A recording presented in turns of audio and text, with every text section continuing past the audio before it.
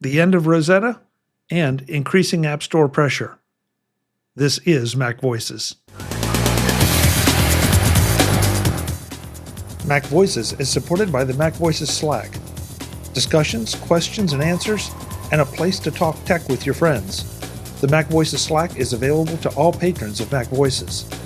Sign up at patreon.com/MacVoices and join in.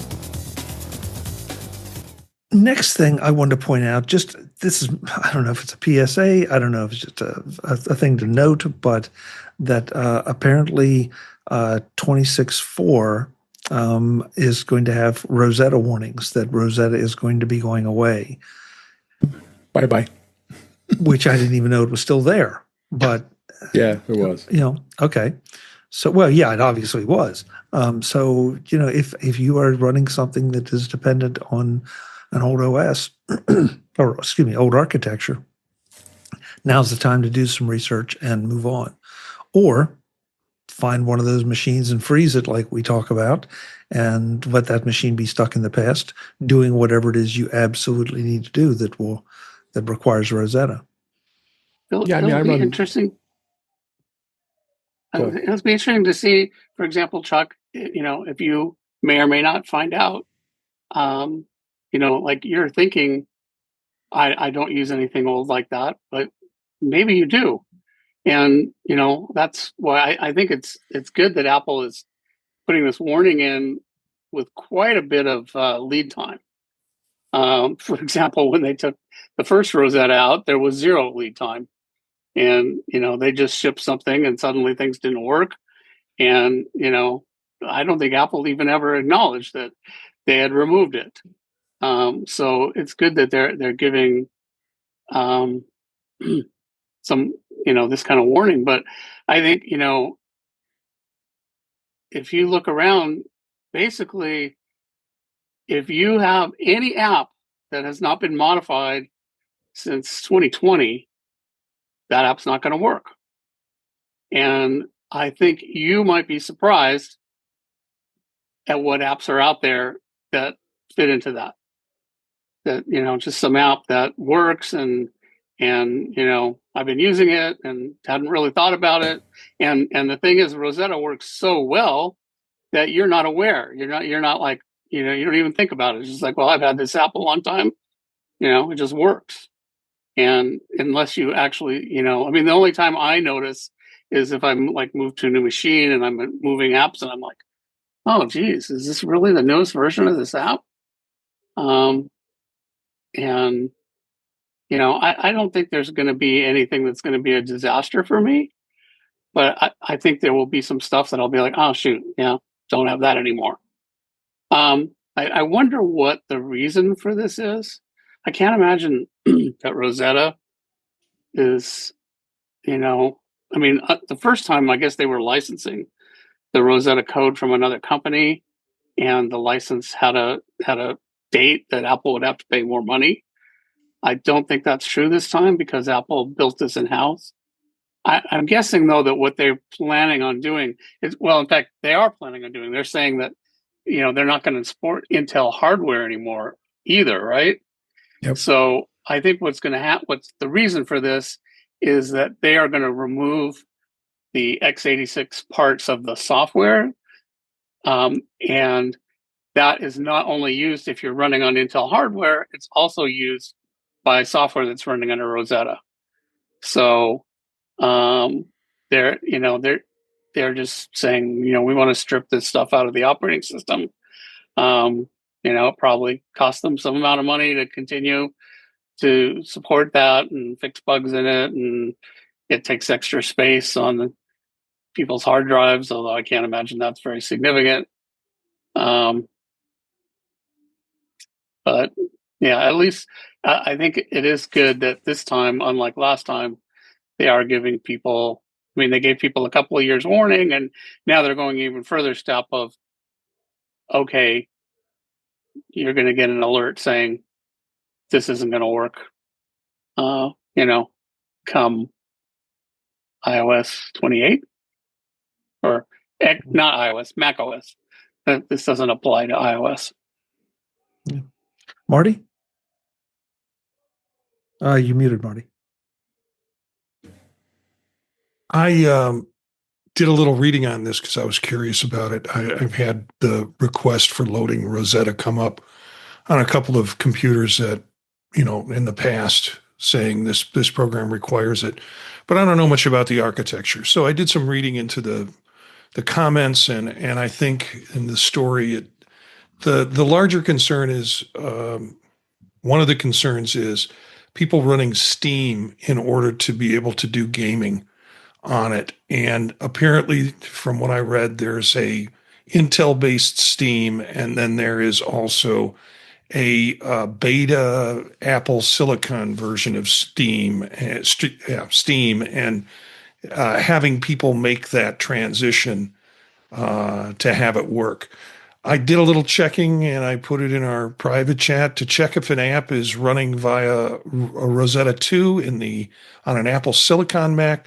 Select the application in Finder, press Command plus I, get info, and check if the kind is listed as an application, Intel. If it says application universal or application Apple Silicon, it's running natively, not through Rosetta. So, Jeff. Oh, sorry. My heh is because I decided to just open up Apple System Report because I can look at all my applications and see what kind they are, and the stuff. I am shocked at how much is running on my computer that requires Rosetta 2, and some of the things I need to double check and figure out like why it's running the way it is. Like, do I have two versions of Text Expander installed? Because it's showing me Text Expander is using Rosetta, WebEx, and a couple other web meeting tools are all running on Intel. They're like, I am surprised at what is on here. That's Some of that maybe you migrated from a Intel computer and never. It's well, I definitely migrated from an Intel computer, but I would think something like Text Expander, with all the updates that have happened over time, that I wouldn't be running that as under Rosetta. Right. Well, and that's something that, for sure there's a native, there's an Apple Silicon version of Text Expander. Where it's going to be an issue is, some of this software, the companies have gone out of business, right? Mm-hmm. So, and some of it will be even, I said 2020, some of it will be even slightly newer, than that, because, basically it's companies that never went and did the transition to, native. And, that for whatever reason, either they'd gone out of business or just decided, it's not worth it to do it. And it's not going to be a huge amount, but it definitely will be, it could be like little utilities and stuff that just like somebody did. And, there is, I know at one point when I think, when I moved over to the computer I have now, which was about a year ago, and I didn't migrate. So I, installed, so I went and found all that, and I was surprised at that point that, it was like stuff on the App Store that, that was still Rosetta, and it's like, oh my gosh, and basically automatically, like I said, if it's, older than really 2021,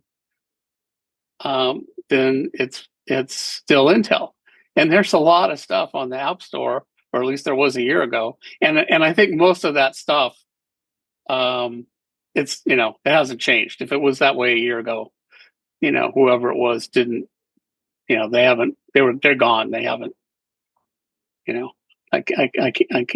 this probably will, maybe there's a couple, who knows, you might be WebEx. Maybe that's a company that just like, screw it. We're not going to, if the Intel version runs. So, that's probably part of Apple's like, light a fire under, if there's, you know, But you a think few developers Cisco here would and have there. gotten around to updating WebEx, but and they may have, because what I've discovered as I went and started checking specific apps, like Text Expander, I'm running the current version, 8 point whatever.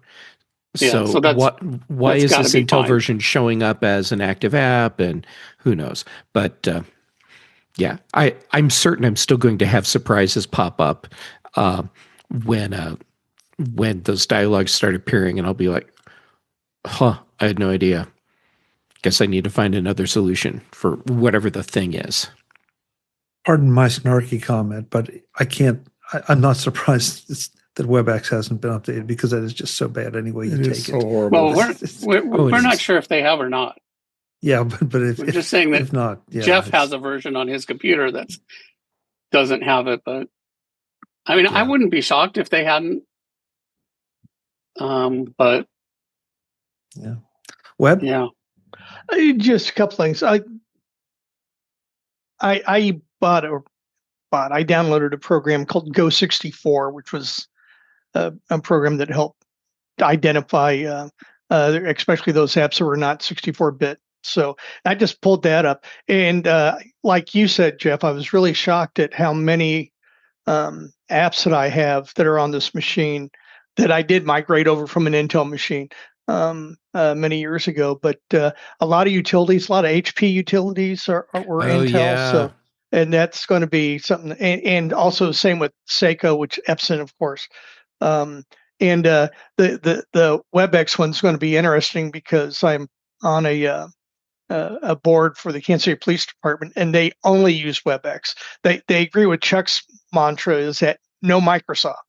So the Kansas City Police Department does not use Microsoft. Anyway. well, doesn't Apple use WebEx internally? Yes, they do. They do. Do they So really? I'm sure God. there's I've a been on. version. I've been on meetings with them. Yeah.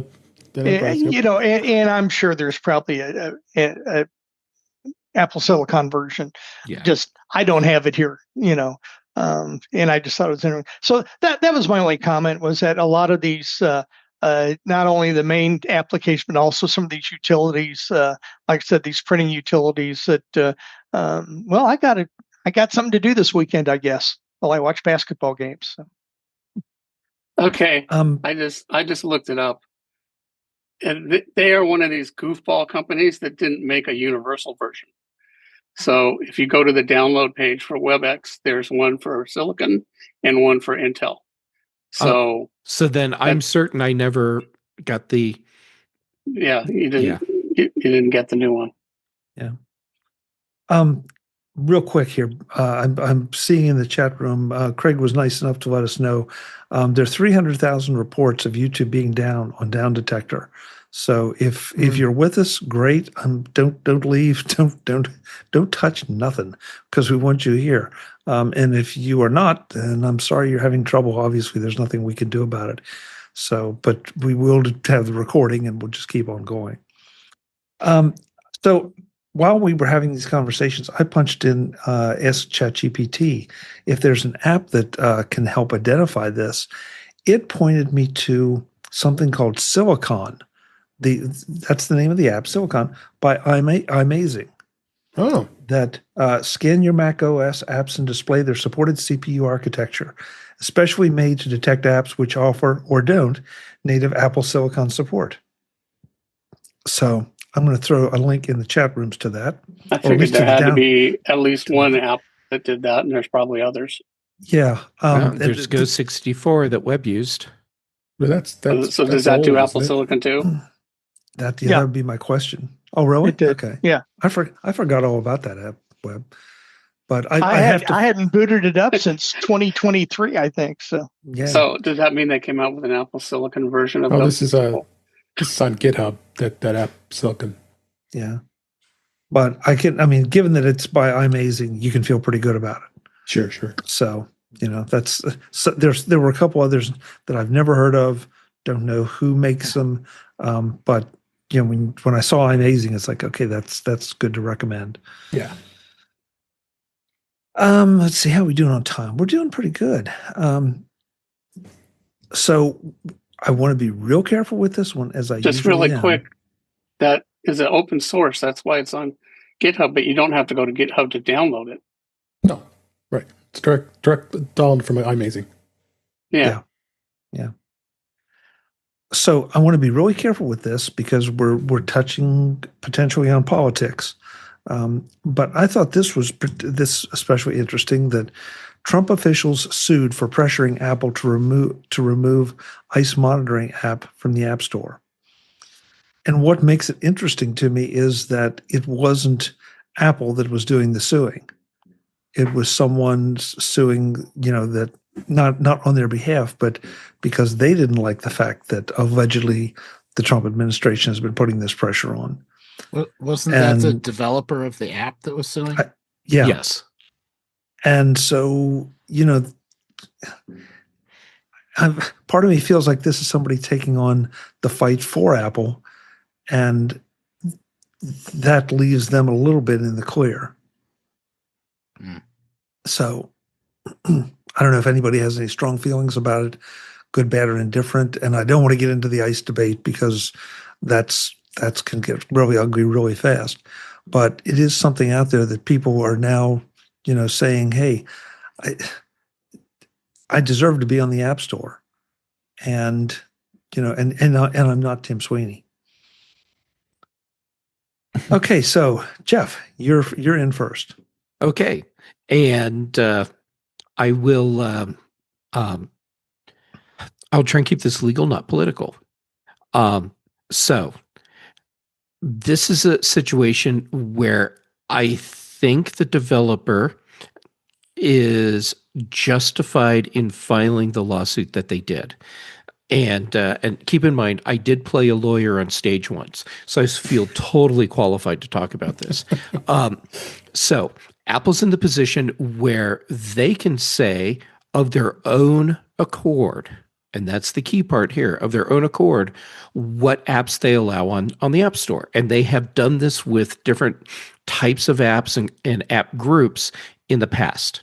That's perfectly fine. And that does not violate your rights because this is a company doing it, not the government. When you have a situation where a company, in this case Apple, removes certain apps from the App Store under pressure from the government, then that crosses the line to where you're looking at potentially free speech violation, because the government is the driving force behind that app being pulled. So in a situation like this, yeah, I think the developer is justified in filing their lawsuit, and I'm sure that part of the reason for them filing the lawsuit is the political side of this as well. And I'm not saying if that's right or wrong because we're not talking politics here, but there you go. Yeah, real good points. Real good points. Marty? Yeah, I'm going to try and avoid the politics of this. Jeff, talked about it in terms of free speech, and I get that. But for me, the process, it kind of mirrors what's going on in our democracy right now. The love language in our democracy right now is litigation. And that's how we communicate and make laws and challenge laws and things like that. So I think this developer's just speaking the language of democracy at this time. That's a really interesting way to put it, Marty.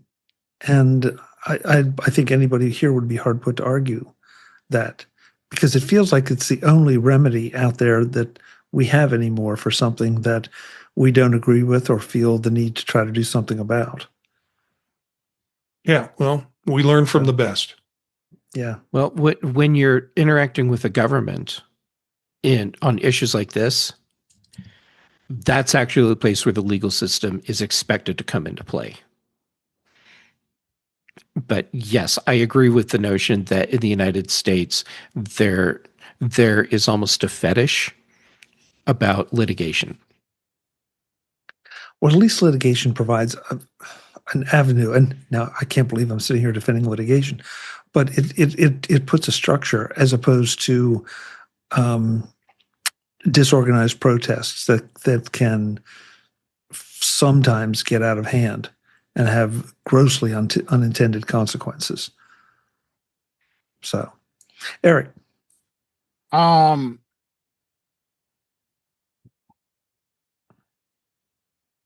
Totally derailed my thought now with the whole unintended.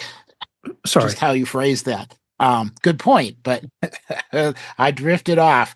So what I was going to say, the pressure to remove an app. So I've gotten kind of two comments on it, two directions. One is between an individual developer and Apple, who has the resources to object to the action. So amongst a lot of young people, it's, well, how come Apple didn't complain more about it? Because they've got all the resources to fight it.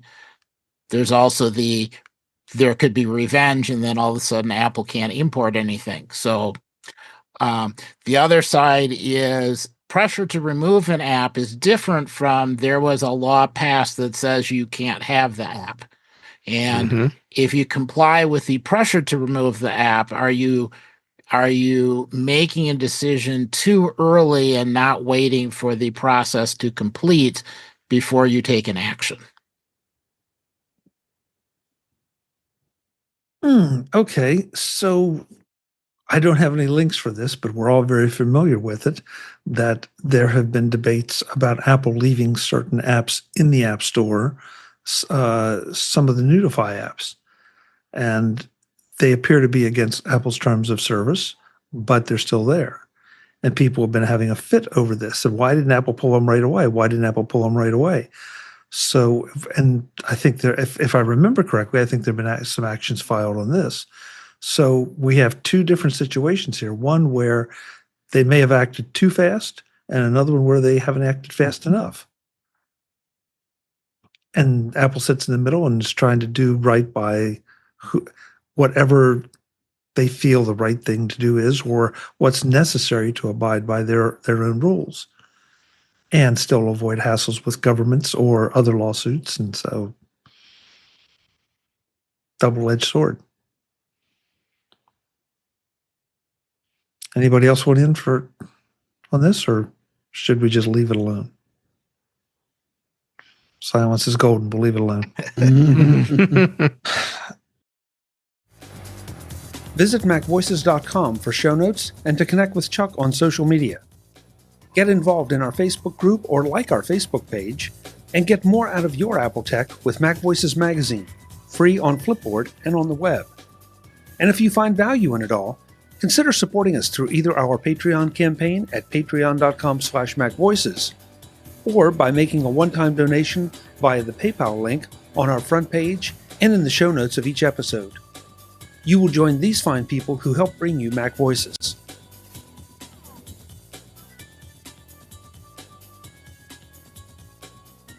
Advertising handled by Backbeat Media at backbeatmedia.com. Bandwidth provided by CacheFly at cachefly.com.